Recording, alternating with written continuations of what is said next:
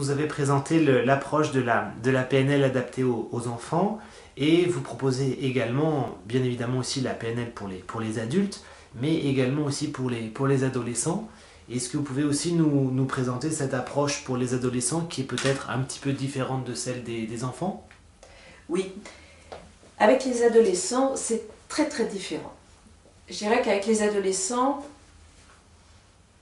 de par mon expérience, enfin, dans ce que je ressens, c'est beaucoup plus compliqué. Pourquoi? Tout d'abord parce que l'adolescent n'a pas forcément envie de venir. Ça, c'est déjà un gros souci au départ. Et c'est clair que, personnellement, je reçois moins d'adolescents que d'enfants. Par contre, ceux qui viennent sont extrêmement motivés et les résultats sont excellents aussi. Ils arrivent à faire un très très bon travail et toujours en quelques séances seulement. Les adolescents ont quand même cette difficulté d'être dans une phase de changement extrêmement importante sur le plan physiologique, neurologique, hormonal. Ils sont dans un corps qu'ils ne reconnaissent pas. Ils ont, on le sait maintenant, un décalage ou disons, pour simplifier, un cerveau qui est en construction en partie, avec une partie cognitive qui va évoluer au fil des ans et une partie la partie limbique qui est plus liée aux émotions qui, elle, fonctionne très très vite, c'est-à-dire que l'adolescent va vouloir tout de suite parce que il lui semble que les choses doivent fonctionner comme cela.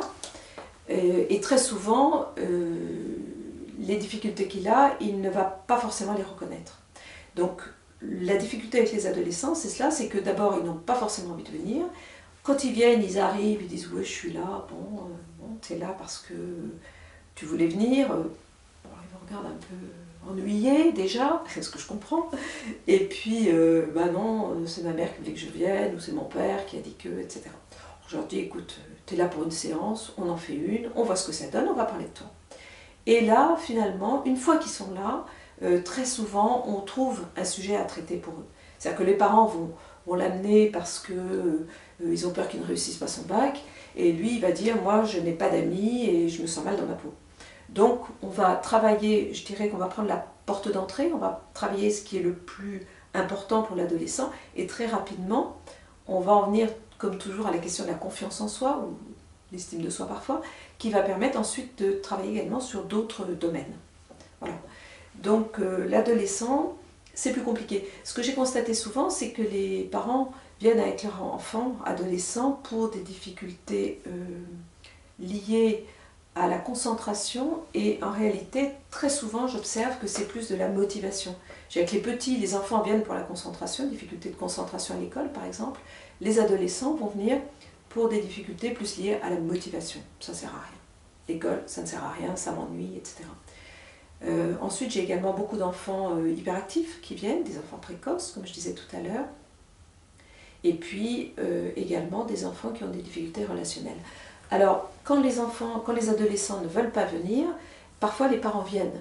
Je me souviens d'une maman qui était venue un jour en me disant « voilà, j'ai deux préoccupations. L'une, c'est mon fils, et l'autre, ce sont des difficultés que j'ai au travail. » Donc, je lui ai demandé par quoi elle voulait commencer, et elle m'a dit bah, « peut-être par mon fils ». Et on a fait toute une séance sur sa relation avec son fils.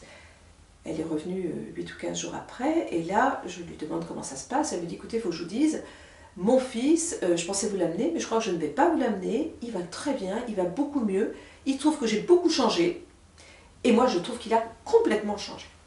Donc, voilà, voilà, tout ce qui est familial, on ne sait pas toujours par où ça passe. Ce qui est très important, et ça je pense que c'est une chose à retenir, c'est que la personne qui souffre le plus de la situation est celle qui a les clés, c'est celle qui a les solutions.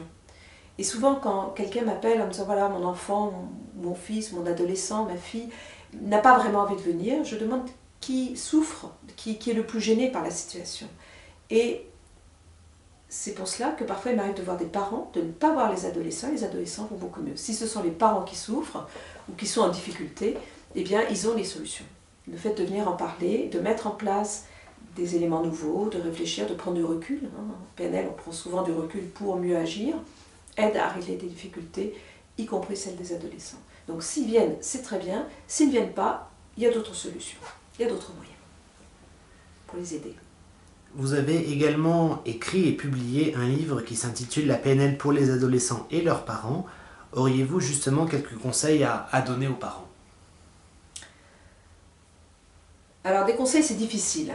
C'est très difficile parce que au moment de l'adolescence, le parent découvre un enfant qui n'est plus son enfant, d'une certaine manière. Donc il est perdu. Alors, ça n'est pas pour tous les adolescents, évidemment, le cas, mais quand même, je dirais que la période de l'adolescence, c'est une période qui est très difficile pour l'adolescent et pour les parents.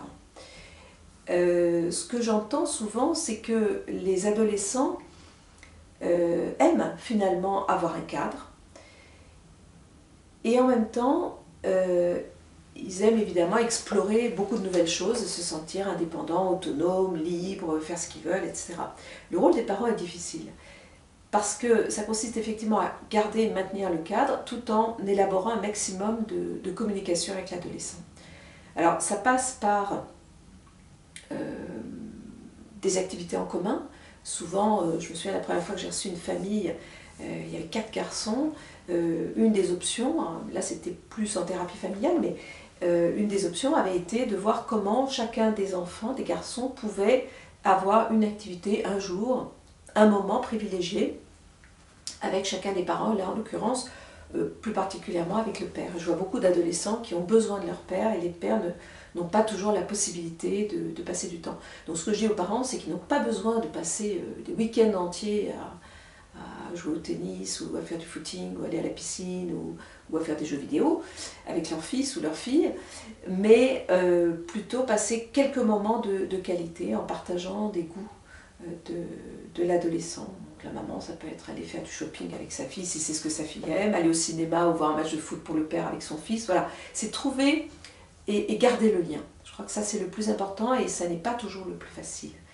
Et moi ce que j'entends souvent de la part des adolescents, c'est qu'ils me disent que le fait qu'on leur interdise certaines choses ne leur pose pas forcément problème, parce qu'ils peuvent le comprendre en général. Ce qui pose problème, c'est le fait que les parents n'expliquent pas, le fait de ne pas communiquer, c'est-à-dire que ce qui va être le plus important pour les parents, c'est la manière de dire les choses, plus que ce qu'ils disent. Donc pour les parents, oui, je dirais d'être très attentif à la manière de dire. Une fois qu'on a dit non, c'est non. Accepter qu'il y ait des exceptions et dire voilà, ça c'est une exception parce que j'ai décidé, je pense que c'est une bonne idée, donc je suis d'accord pour cette fois-ci.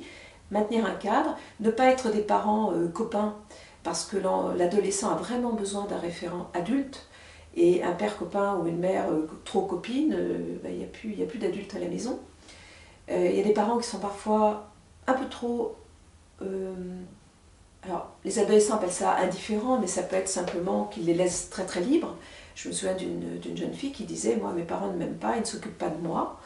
Et quand je lui ai demandé à quoi elle le savait, qu'est-ce qui lui permettait de dire cela, elle m'a répondu « Ben voilà, moi j'ai 16 ans, j'ai le droit de rentrer, sortir, elle ne me demande pas qui sont mes amis, je fais ce que je veux, je rentre à 1h du matin, etc. » Donc, manque d'intérêt de son point de vue. Donc c'est arriver à cet équilibre-là, à la fois un cadre, et dans le cadre, une certaine souplesse. Et surtout pouvoir communiquer et partager des choses. Avec beaucoup d'amour et beaucoup d'humour. Ça, je crois que c'est important.